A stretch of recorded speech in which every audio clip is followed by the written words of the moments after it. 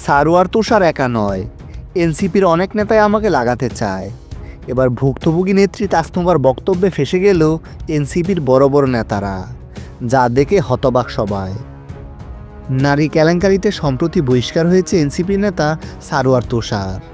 একই দলের বান্ধবী ডাক্তার তাসনুমার সাথে একটি অডিও কল ফাঁস হওয়ার পর বহিষ্কার হন তিনি, যেখানে তুষার সেই নেত্রীকে তোমাকে লাগাতে দিবা বলে কুপ্রস্তাব দেয়।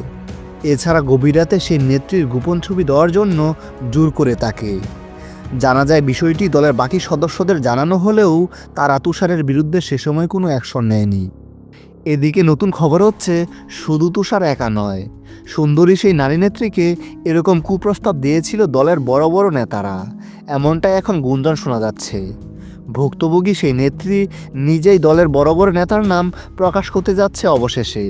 আর সেই নাম প্রকাশ হলে নারী কেলেঙ্কারিতে ফেঁসে যেতে পারে এনসিপির তরুণ বড় বড় নেতারা, যাদের এখন সবাই আইডল মনে করে।